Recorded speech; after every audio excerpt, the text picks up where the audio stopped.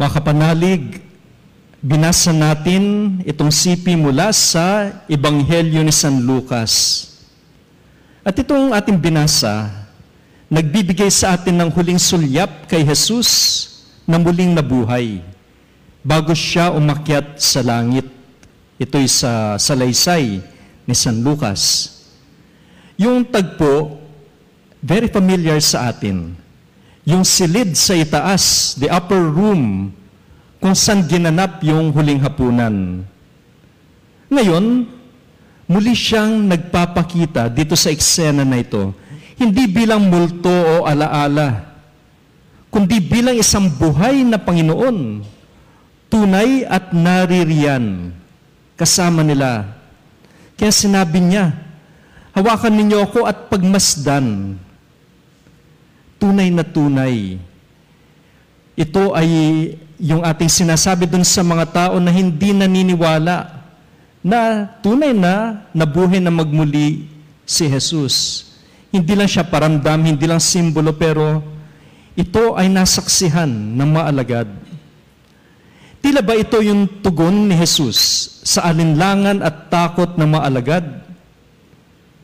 Gaya rin ito ng isang karanasang hindi ko malilimutan matapos yung isang retreat ng mga kabataan.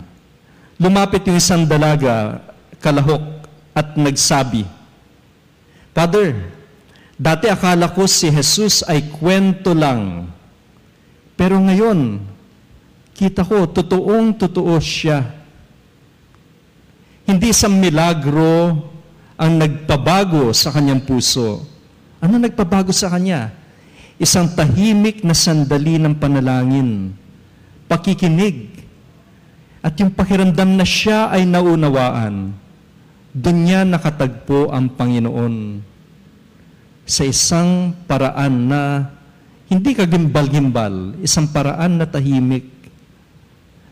Gaya ng mga alagad, nabuksan yung kanyang mata sa presensya ni Jesus.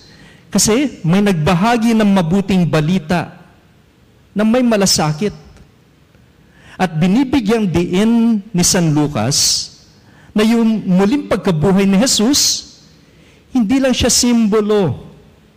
Ito'y totoo, pisikal, at makasaysayan. It's part of history. Muling nabuhay si Jesus, hindi upang humanga tayo, kundi upang manatili sa piling natin at isugo tayo.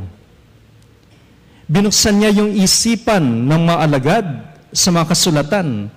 Tapos inatasan silang mangaral.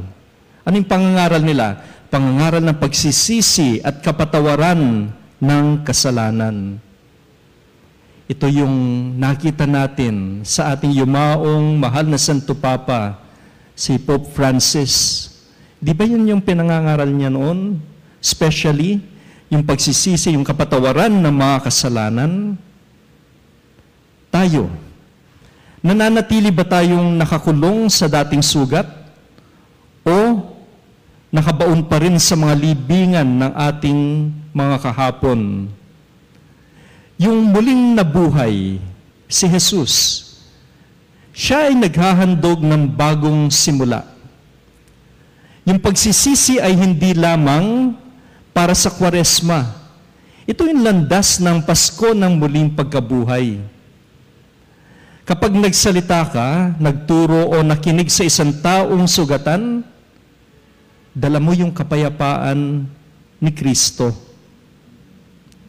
Hayaan mo sa iyo nila mahipo at makita ang Panginoong buhay sa iyong presensya, sa iyong tapat na pag-ibig, sa iyong pananalig araw-araw. Si Jesus, siya'y buhay. Hindi lamang sa alaala, hindi lamang sa doktrina, kundi sa bawat taong nagmamahal gaya niya at nabubuhay na may kagalakan niya.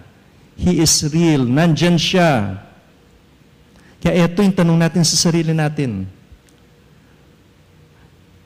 Naranasan ko na bang totoo si Jesus bilang buhay at kasama sa aking buhay? O O siya ba'y nananatiling isang karakter lang sa kwento, sa nababasa natin, sa sinasabi sa atin? Alam ba natin or nalalaman ba natin na siya'y naririyan kasama natin, katuwang natin, tunay na tunay?